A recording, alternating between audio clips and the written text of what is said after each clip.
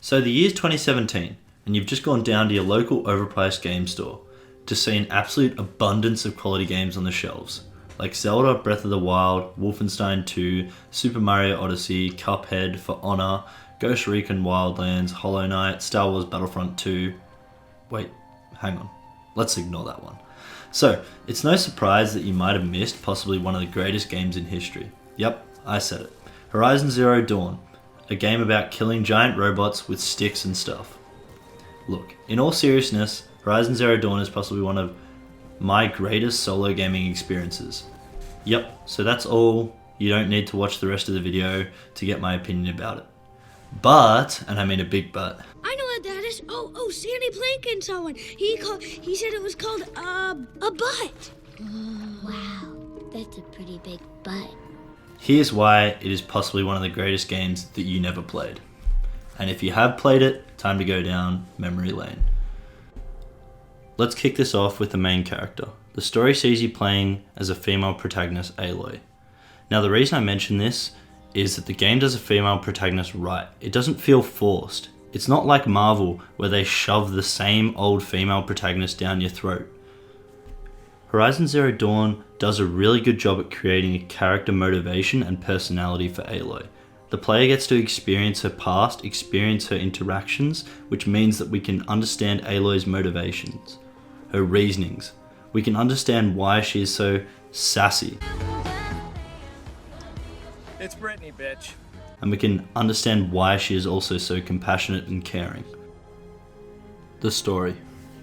But before we get into the story, I'm going to have a quick self-promo. If you like the video, it would help grow the channel, so it would be very much appreciated if you did so. Don't worry, there will be no spoilers.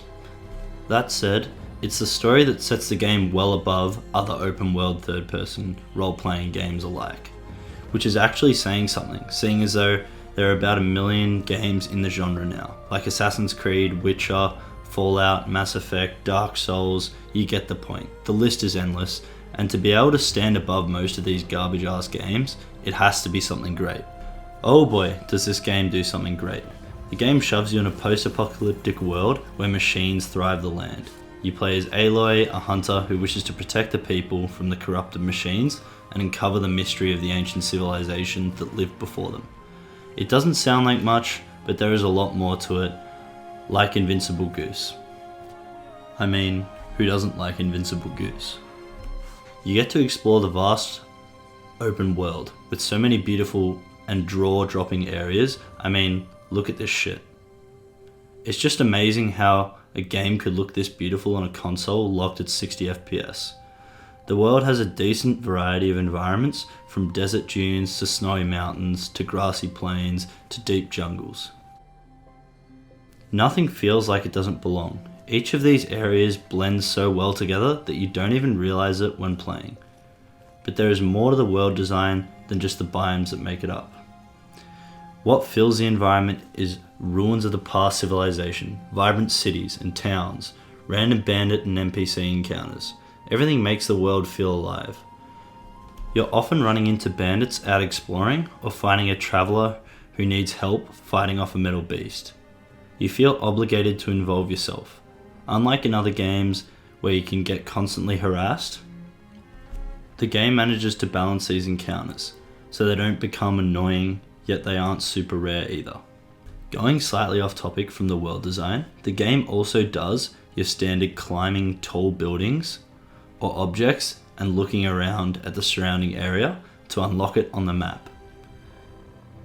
However, it has its own spin on this. Just imagine the tower from Far Cry 3 that you've climbed 500 times, but now it's got 4 moving legs. Yep, they made it more interesting by making it move. However, it's not this that makes it so different. It's that every time you go to climb a tall neck, it's the surrounding area that changes. It's about how you can get to the location rather than how you're going to climb it. While this doesn't seem like a drastic change from what other games are doing, it's enough and it's refreshing. It's something new and it doesn't get boring every time you do it. When it comes to exploring the world, however, you can find yourself doing a lot of running, at least until you unlock the... oh god. But in all seriousness, getting around isn't too bad as you can fast travel. However, I would advise traveling with a mount or running as you unlock various other locations that you can explore and revisit in the future. Now onto the graphics and visuals. I mean, take a look at this shit. Do I really have to put this beautiful game into words? It's like your high school crush. Looks good up close and from afar. The game is a graphical masterpiece. Every place you visit is filled with minute details that add so much to its beauty. And comboing off this is that... Wait, hang on. Is that a gamer term? Add that to the gamer dictionary. Gamer dictionary? Gamer dictionary. Alright, cool.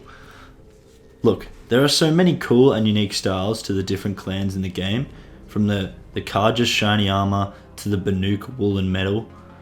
Each of these clans feel unique, and running into them in the wild, you know straight away where this person is from.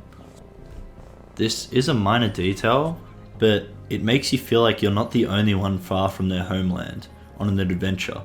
It just makes the world feel alive. So now onto the combat in this game.